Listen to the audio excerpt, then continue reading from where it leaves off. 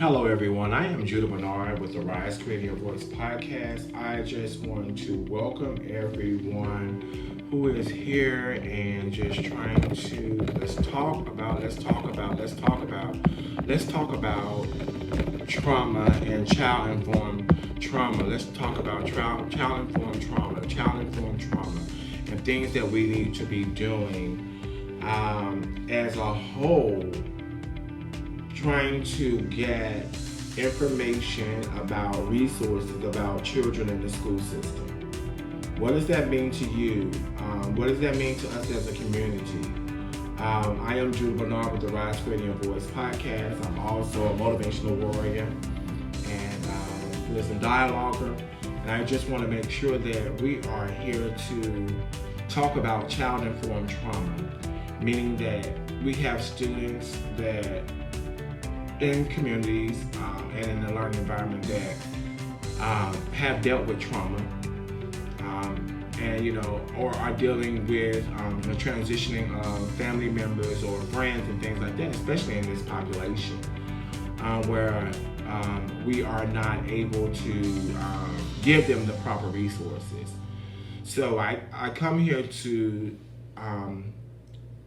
understand the resources that are in the school systems at this particular time, especially when a child is dealing with traumatic events or a transitioning of a loved one. I understand that it is a system that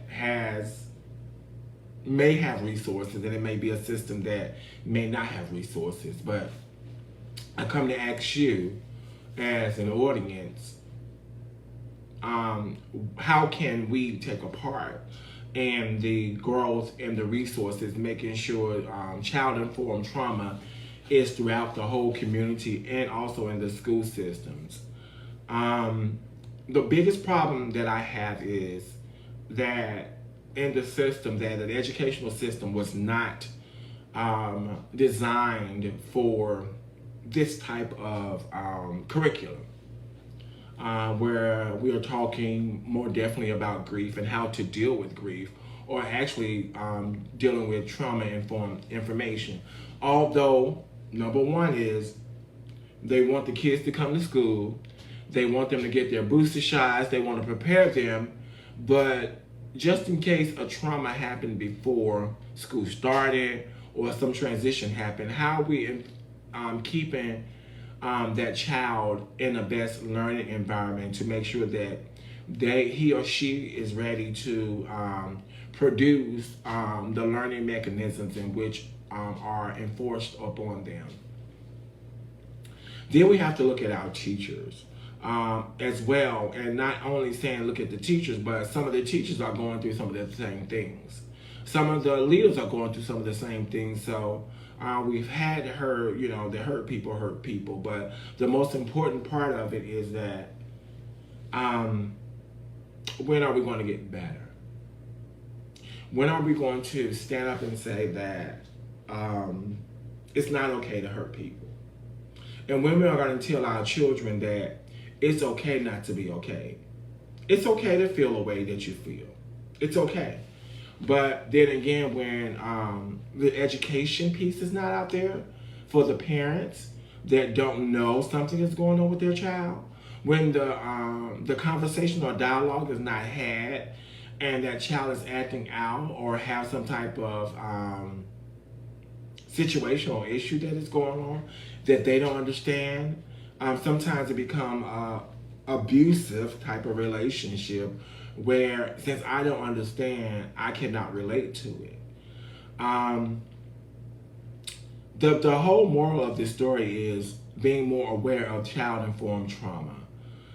Being that we need to pull together in the community to provide resources for our students in an educational environment, and also being able to sustain the resources, that they don't become decreased or yet provide more trauma. Just like anyone that goes to therapy, this should be a continuum of care for these children throughout their life cycles, even from elementary to middle school to high school, and then it should be a rotational thing where they're rotating. How you doing, brother Chris? It should be a rotational thing that we do so we can make sure that we're keeping that child or that student in a not a system but in an enactment of, okay, this is somebody that has gone through so many traumas. How can we address these traumas just in case they do come back up when in high school or whatever? Those resources are not always available. I know many people as children have gone through a lot of trauma, a lot of transitions that they probably did not understand, and I'm not sure if their family members explained to them what that trauma and their issues mean, or even provided therapy for them. I know in the South, it didn't happen.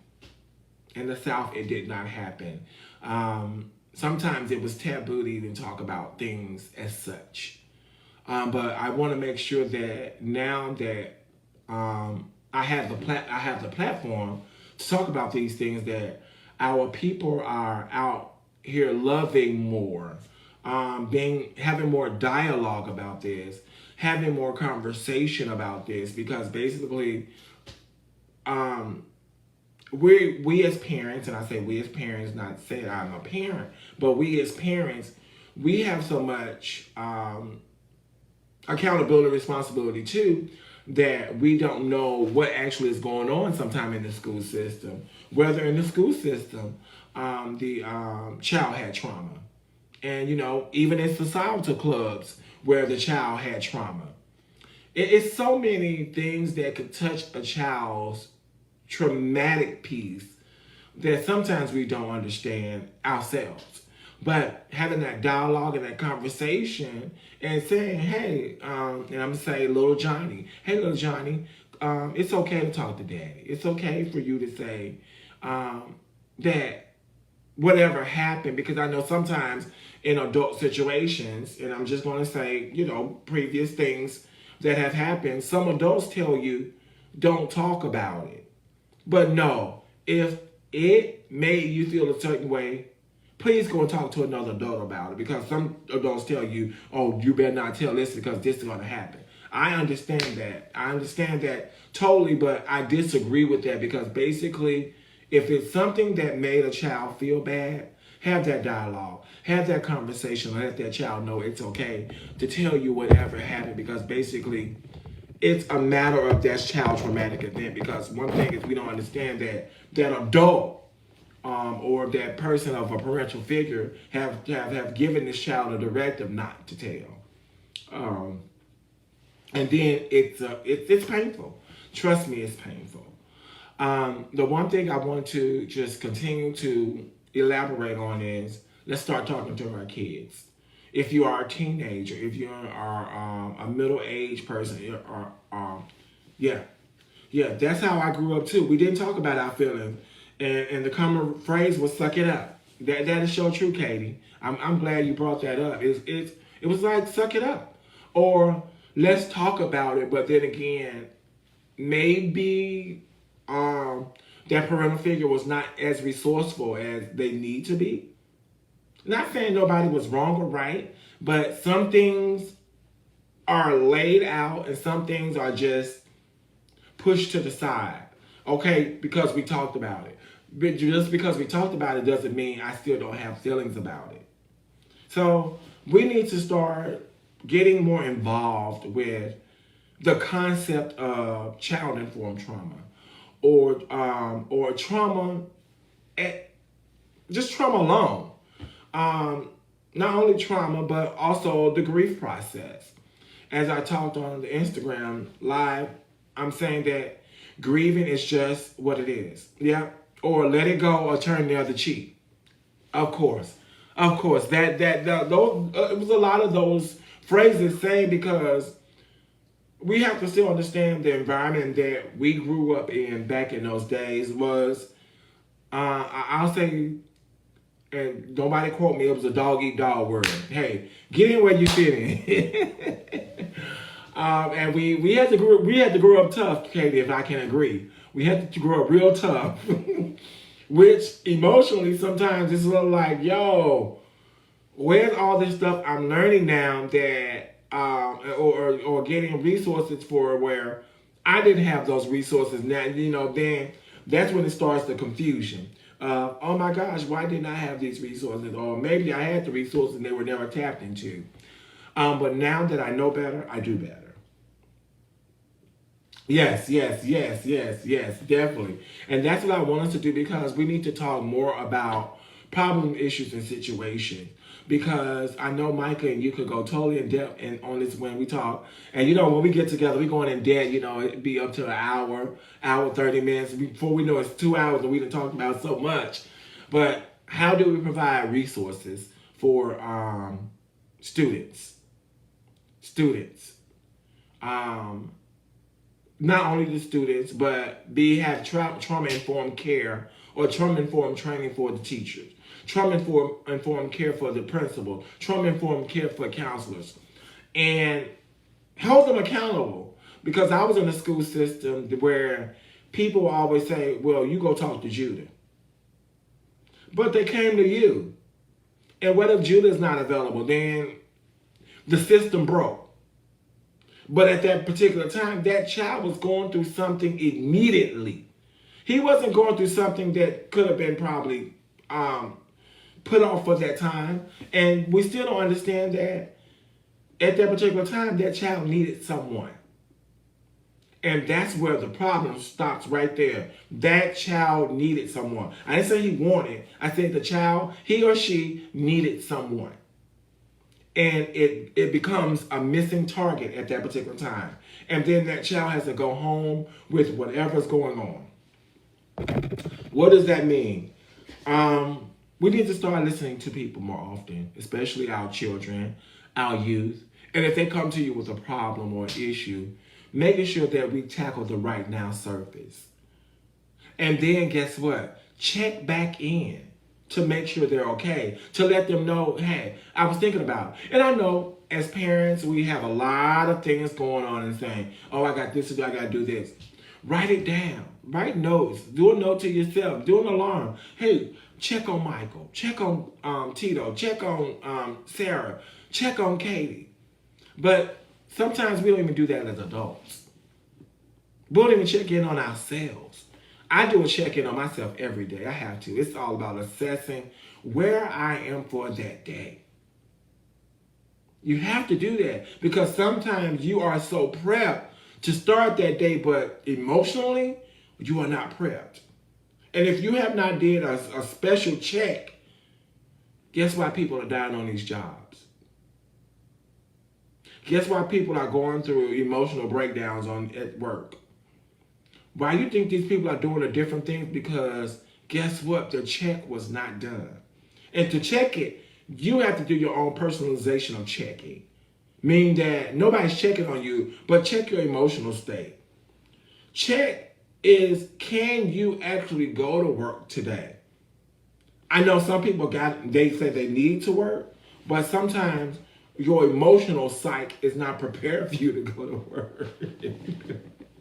I'm just keeping it real. I'm keeping it real, people. I'm sorry. I'm keeping it real. And we have to understand that sometimes physically your body is not ready for you to go to work. Yes, we need to raise our emotional intelligence, take the time to pick up on the things our children say by being present. Always. And I want to read all of that, Katie. Thank you for chiming in on that. You want to let me speak? Okay, Seymour. By present in the moment. I'm going to read that slowly. We need to raise our emotional intelligence and take the time to pick up on the things our children say by being present in the moment. We all need self-care. We all need self-care. Y'all don't understand how much self-care Judah does. If I don't provide me self-care, who will? And I know that's so mumbo jumbo to a lot of people because I'm gonna keep on moving. I'm gonna keep on moving. That your job, your whole job is I'm gonna keep on moving because if I don't work, I can't pay my bills, and if I don't do this, I can't do this. If I don't do this, I can't do this. But guess what? While you sick in the hospital, they already done post your position. So when are we gonna take that time out? Because you gotta understand, in every business that we work in, especially if you don't do business for yourself, Their job is to make sure that FTE is filled. FTE is that full-time employment position. What does that mean for you? That means this. If you are not able to do that specific job and you get ill or whatever, guess what? It's time to replace you. You're not in our business model. I'm just being truthful. I'm being truthful. I understand. Businesses are businesses. So guess what? Start taking care of yourself because they're not going to take care of you. I know in many other situations, I think in Google and some other places, and not saying I'm trying to throw out something for Google, they have, these type of forums and things like that, which I think should be very efficient on jobs too as well, especially in occupational therapy and things like that, where there should be forums about topics like this where it's okay to talk about at work. It's okay to talk about this at school. It's okay to talk about this in the community, at churches too as well, because we all need this. This is something that is going to keep evolving and keep evolving around.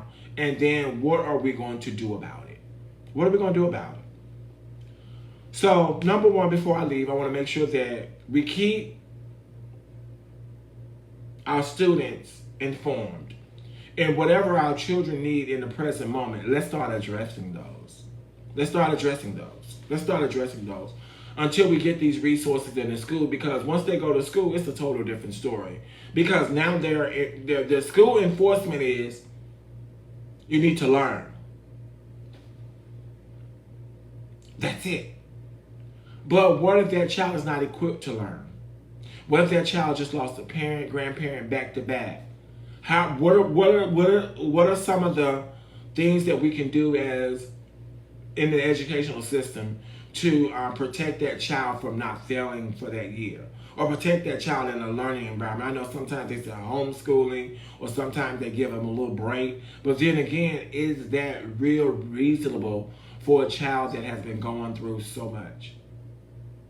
So this is something that I want us to put on the table about being resourceful, especially in the educational system, and also talking to the powers that be that dictate what the mission and the goals are and the task order in the actual facilitation of school systems.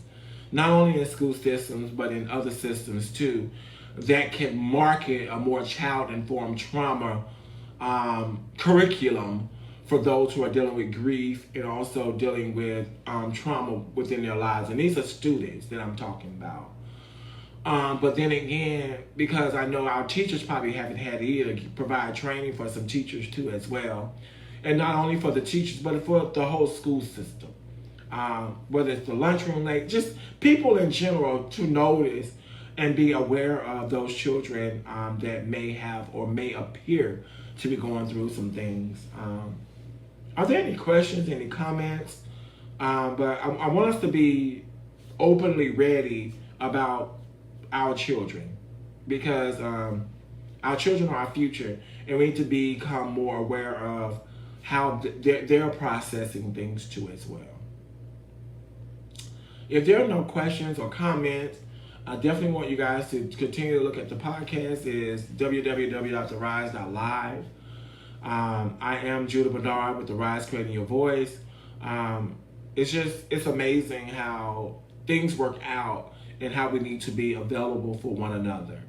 And just know that if anybody needs, conversation about this topic, anything like that, anybody needs speakers to speak on this conversation, I have a cohort here, Katie Walker Berthart, who is able to speak on that. I'm able to speak on that. Michael J. Neese is able to speak on that.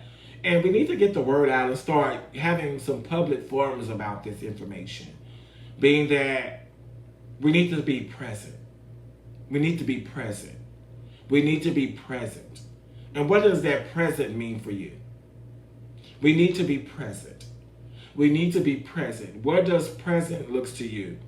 Present looks to me as be here now. Just like I'm giving you this information right now, there is no form of disruption, anything like that. It's about being here now. no matter what's going on. Being here now, keeping that focus, especially on the subject at hand. I love you guys. I really do mean it. Only we can make the world a better place, regardless of what we've been dealt with.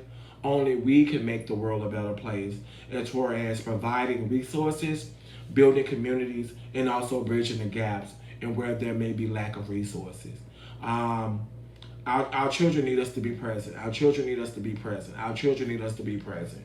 So our prayer today is that we become more present, not only in our children's lives, but in our student lives, and guess what, in the world too as well. So everybody, let's wake up.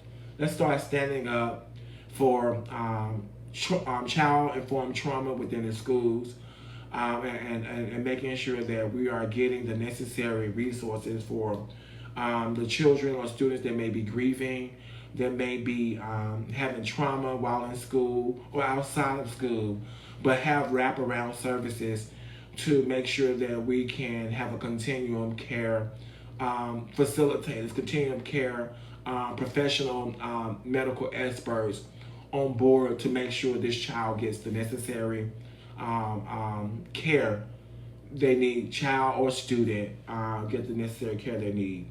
What will you do? What will you do to make this better? What will you do to see this in the educational system? So it's a call out to the nation, it's a call out to the communities, it's a call out to every state. What will we do? Because as I stated at the beginning, that this is not in the school system. And then when we become in the school system, it becomes a blame game.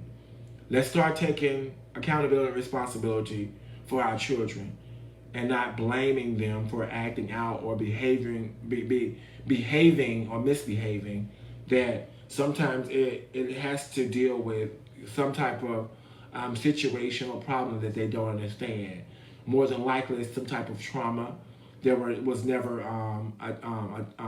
talked about or had dialogue about, or maybe it was some type of grief that a child just didn't know how to handle it. But having dialogue and conversation with your child can become very useful, especially you just sitting them down and having this dialogue with them. I'd like to thank you guys for listening. Let's go out as a nation and let's go out as a community to relate this to other people. Let's start having dialogue about this, because this is important. So our future, our new generation doesn't grow up with much dialogue and conversation. And get them off the video games too as well.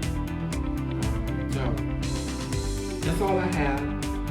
I am with the Rise Creating Your Voice. I am Judah Bernard with the Rise Creating Your Voice podcast, as well as the Wisdom Dialogue and Motivational Warrior. And like I said, tell a friend, tell a phone, tell your spouse, and tell everyone. We'll see you on our next podcast, and we'll see you on the next one. Good night.